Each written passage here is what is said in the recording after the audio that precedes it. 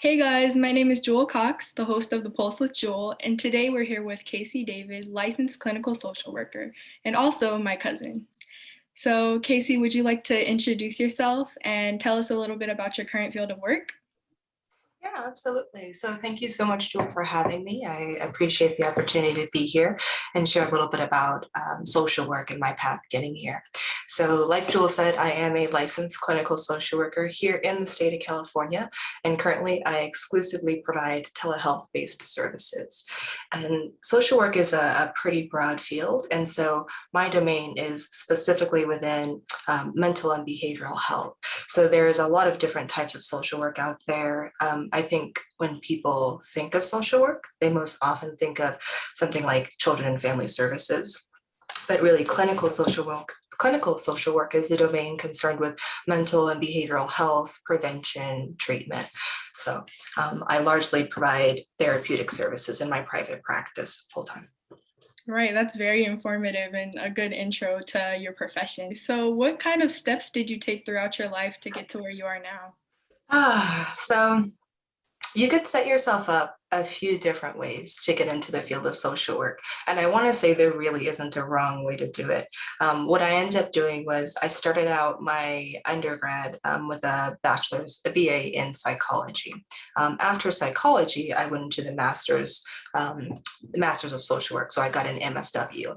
After you pursue an MSW, you then have to go into, well, the licensure part is optional. So then you spend another couple of years getting your supervised experience into the clinical realm of social work. Because again, social work is so broad that when you're in school, they're training you for a lot of different things a lot of the time. Some of the time that's called the generalist model. So really kind of getting these very foundational skills, enabling you to be able to say, okay, after bachelor's, what do I want to do? I want to continue my education. Okay, but at any point you could stop. There's a bachelor's in social work that will enable you to do bachelor's level work, a lot of like case management type activities, supportive services, and then with the master's in social work, you can still go on to do those things and even more. It was kind of a roundabout process, but it really depends, I think, on where your pull ends up taking you. And mine, I just felt like I hadn't found it. And so I couldn't stop until I did. And the more exposure you have just within the educational part of your journey, the more feeling you can get for, okay, yes, I really like this part, teaching social work. Okay, no, but I really enjoyed the classes on substance use. Yeah, that's where I want to go. No, I really enjoyed the field-based stuff. Yeah, that's where I want to go. And I think kind of figuring out where it is that you find yourself getting familiar and passionate is where you feel like, okay, this is going to meet my needs. And there's a lot of work. See, this is the part where I say I have trouble organizing my thoughts. There's a lot of work to be done about the non-literal journey steps, right? One of those is your money mindset. The other is where you feel like, okay, this is what I know about social work and this is what I don't know about social work. And so sometimes people just find themselves wherever, right? They just kind of stop in some places. And I don't think it's as linear a journey as I would like to paint the picture of, right? And so when I was an undergrad, I had no idea social work was in my future. I knew I wanted to be somewhere in the realm again of the mind and human behavior and understanding people. And so I stepped into this psychology major like, yes, this feels good. I'm, getting the educational tidbits here. This is exciting. But it wasn't quite the application of it that I wanted. So from there, I think I had volunteer activities, and so one of them was about 2 years with Children and Family Services, and I think that's one of the most well-known types of social work. Sometimes people call it CPS, Children and Family Services, but that's where I actually started and got most of my most significant exposure and my role models. Nice. Well, what is your typical workday like? It depends. So, I mean, it really depends. I would say I have learned how I work best, and then I work from that. So, at the risk of coloring myself lazy, I require at least 2.5 hours of self-care time in the morning, right after I've woken up. I go straight to the kitchen. I have some coffee. I fool around with the dogs. I let them in, let them out. I water my garden. And then at some point, I have blocks of time reserved for my direct service.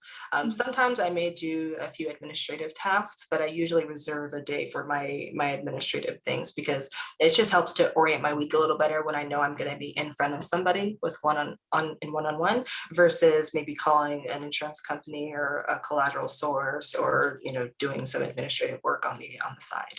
Mhm. So I set aside blocks, maybe between 4 and 6 hours a day of direct service for 3, 4 days of the week. I'm usually making sure that I have a homework list or an action plan list for myself that follows into the next week so that I'm always on top of, following the individual experiences of my clients and where I need to help them go. Because that does involve me constantly educating, growing, and training myself to become better and more um, more accessible to them in my knowledge base. I would actually say that really has to come at the forefront of your practice. So I think we've largely been trained on this model that you're going to take a back seat, right? And especially I think as young women and as women of color, we've largely been told, don't question it. This is the system that we have.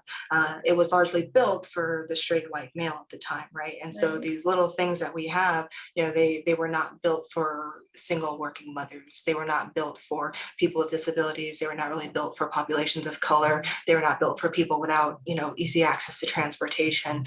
They were built for a very small percentage of who's around now. And so coming into private practice after having left these two, pretty major systems, it's just kind of like, well, what are the rules? So I know you touched upon like the different power structures in the health system, and I wanted to ask like how has being a woman of color, impacted your perspectives, interactions, and experiences in your field? Mm, I would say pretty significantly. I mean, it's almost like a math formula. I know that a lot of people feel like it's an uncomfortable subject, right? Right. It's something that we're not supposed to talk about. It's pretty taboo.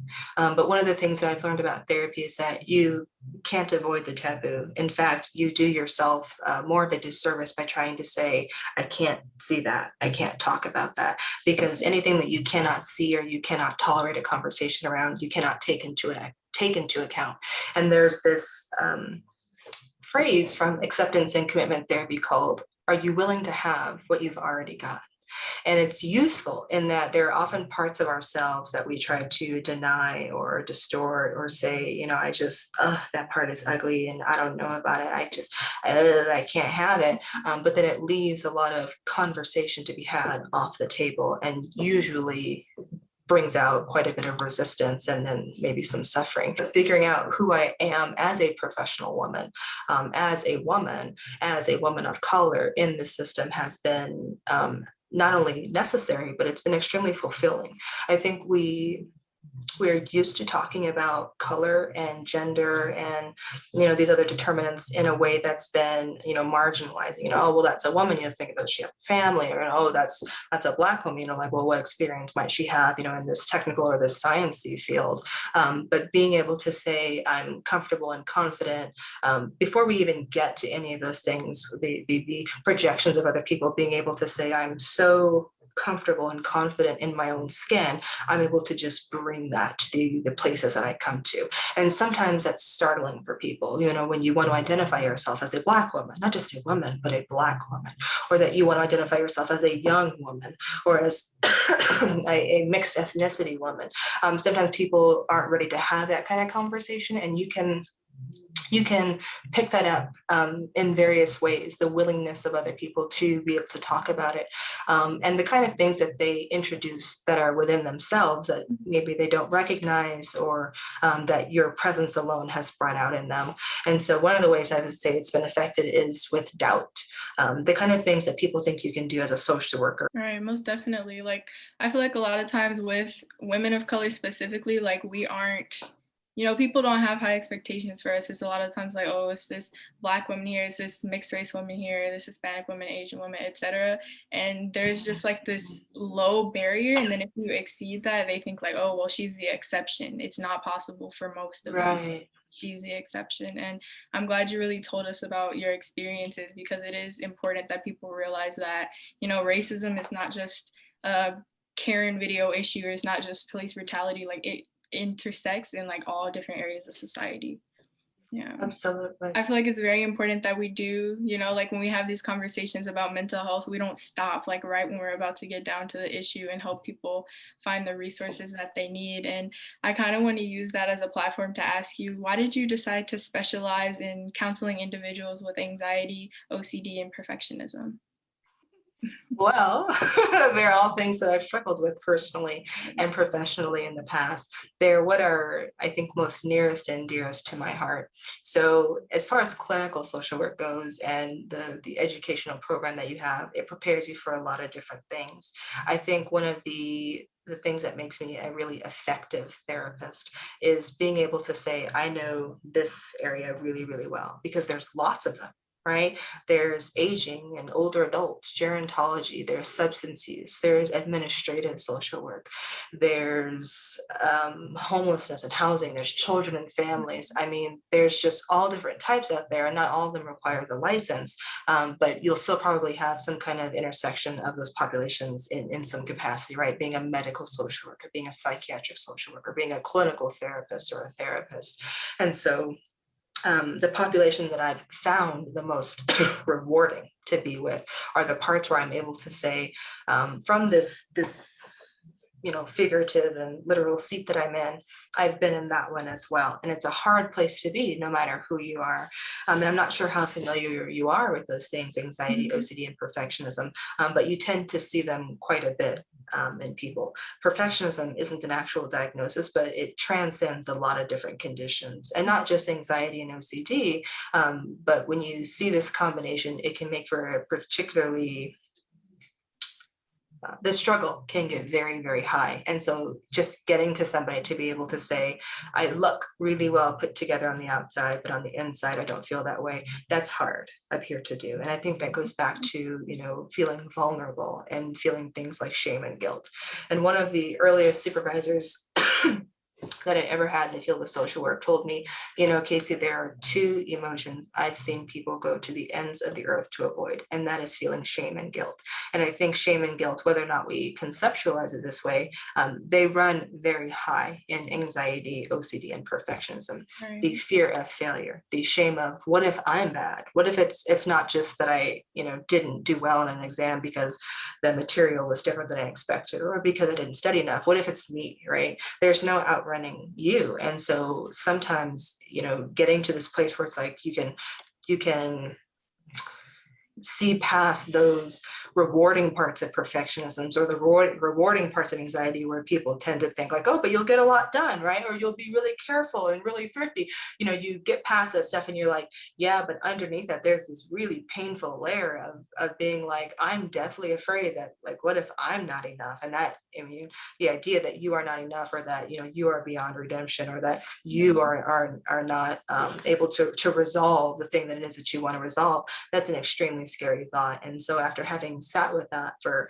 quite a bit in my own younger years, and then again learning and learning and learning and growing and growing and growing, I feel like it's one of the most rewarding populations that I have to work with now. I feel like even for me sometimes, and I know a lot of people in my audience, as students interested in pre-med, like the assumption is that you're supposed to have good grades, and there are a lot of stresses from adults, counselors, teachers, and even peers to be the best or have super high grades and always, have everything 100% or perfect. But do you have any suggestions to kind of deal with those, external pressures, and to make sure, you're feeling whole and enough? Absolutely not. Your gut is going to tell you exactly what you need to know, because a perfectionist would have said, absolutely. They would have felt compelled to answer the question and make it right. But truth be told, you're going to be so individualized going throughout your processes that at some point your gut is going to say, this doesn't make sense. This Mhm. doesn't feel good. And I want you to intuitively learn to use your emotions, not as something that you fear, but something that is communicating information about you and your life. And that could be, for example, somebody who's pre-med and they have a counselor maybe saying, look, A's are the standard. A's are the standard, right? There's nothing else to do but get these A's. Now, you really have two routes. You either get your A's or you don't get your A's, but then you feel really, really crummy about it and you doubt your whole life and your future. Or maybe you do get your A's and you still doubt your future and you feel really, really crummy about it. But either way, there's a lot that can be extrapolated from you going through a situation and coming to the conclusions that you come to. But I think where the problematic stuff happens, the resistance stuff happens, is when we're unwilling to tolerate what this could mean for me. And I think that's partly where some of that perfectionism comes in. So this idea of, you must get perfect grades, that might be part of the system that we've set up, right? You look good on paper getting in. And that makes a lot of sense. But what happens when you don't look good on paper? Does that translate to you feeling like you're not good enough as Jewel Cox? Does that translate to you feeling like you're not worthy of a $20 shirt as Casey David? I mean, what do those things mean about you as a person? And I think that's where the growth can happen, because you may get A's, you may not get A's, but failure or less than success is an event. I always say failure is a convention, a carnival, or a banana coming down the conveyor belt at the grocery store. Like when it's on the little line getting ready to be scanned, it's something that happens. It's never you. And so no matter how hard we may feel like, oh my goodness, I am a failure, you are never a failure. Failure is an event. And what we know about the correlates between failure and success is that those who fail more often are more successful. If you're not putting yourself in a position to fail, you're inherently limiting your ability to be successful. And so being willing to accept, again, more of those parts of ourselves, use them intuitively, can help us let go of some of the struggle. Yeah, just thank you so much. Like, that's very useful advice. I'm going to use it for myself. I know people watching are going to benefit a lot from that. So, yeah, and last question, is there anything else you'd like to share before we wrap up? Oh, I absolutely appreciate the opportunity to be here with you and to share some of my experience. I think as a woman of color, we don't do this often enough. And so that you have, lent your skills to me and given me the ability to talk about what I know and what I don't know and what I'm good at and how I got here, I really think is radical. And so I know I want you to, if anything, think of yourself as quite the trendsetter as well, as giving people a platform to be able to say, oh my gosh, like that's me. I see myself in that person. Oh my gosh. And I wouldn't have otherwise known that other people in medical school felt the same way, or other people also, had doubts about their ability to get those things done. And so I appreciate everything that you do and what you've come to bring together today. Well, thank you so much. And I just really want to thank you, like, of course, for doing this interview. Like, you're such a good speaker. Like, you really let me know a lot of stuff. I know my audience is gonna love this. And it's very important that, we give social work a platform, because like you said, it's underrated and people have a lot of misconceived or preconceived notions that aren't correct. But yeah, thank you so much again. I love speaking with you, and I hope you just have a great life, and I know you'll succeed with your business. I'll also link your info down in the description so people can check you out and just learn a little bit more about social work. So yeah, thank you so much. You're welcome. Thank you for having me. Thank you.